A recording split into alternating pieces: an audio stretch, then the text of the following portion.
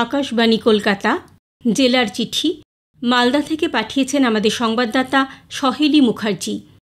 আগামীকাল জামাইষষ্ঠী, আর জামাইষষ্ঠী মানেই খাওয়া দাওয়া, রং বেরঙের জামাকাপড় পরা। প্রায় সমস্ত বাঙালি হিন্দু বাড়িতে এই দিনটি অত্যন্ত আড়ম্বরের সঙ্গে পালিত হয়। শাশুড়ি মায়েরা জামাই মেয়ের জন্য নানা পদ রান্না করেন, যত্ন করে খাওয়ান। অনেকে শাস্ত্রমতে এই দিন ষষ্ঠীর ব্রতও পালন করে থাকেন। সবটাই করা হয় মেয়ে জামাইয়ের ভালো চেয়ে, তাঁদের মঙ্গল কামনায়। আর এই জামাইষষ্ঠীকে ঘিরে তার শেষ মুহূর্তের প্রস্তুতি তুঙ্গে। উল্লেখ্য, এই জামাইষষ্ঠীকে কেন্দ্র করে মালদা জেলার জগৎ বিখ্যাত আম বাজারজাত হতে শুরু করে। আমের কথা বললে প্রথমেই উঠে আসে মালদা ও মুর্শিদাবাদ জেলার নাম, কারণ এই জেলাগুলির আম স্বাদ ও গন্ধে জগৎখ্যাত। চলতি বছর আমের ভালো ফলনের জন্য মালদায় ব্যবহার করা হচ্ছে বিদেশি প্রযুক্তি। লাল প্যাকেটে মোড়ানো অবস্থাতেই গাছে ঝুলছে আম। জেলা উদ্যান পালন দপ্তরের উদ্যোগে রাজ্যে প্রথমবার ব্যবহার করা হচ্ছে এই বিদেশি প্রযুক্তি।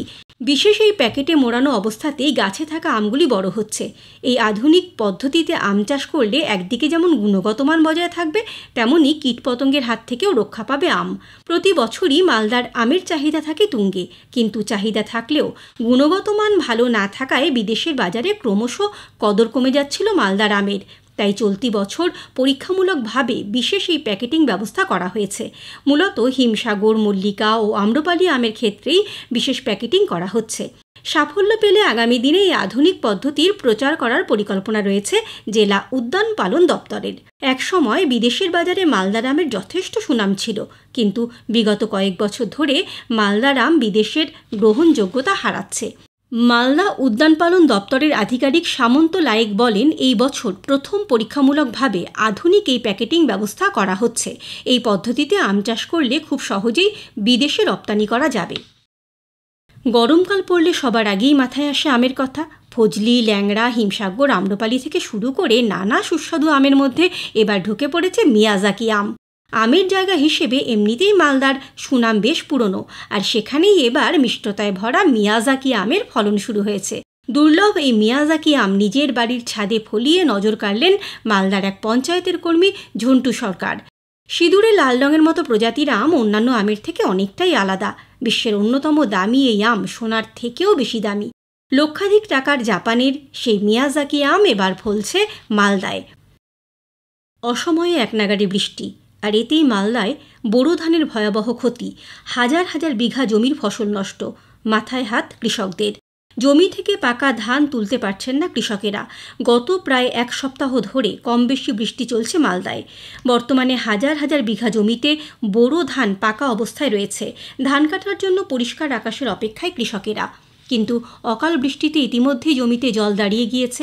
অনেক জমিতে ধান গাছ নুইয়ে পড়েছে। এর মধ্যেও যারা ধান কেটেছেন তারা জমি থেকে তা তুলতে পারছেন না।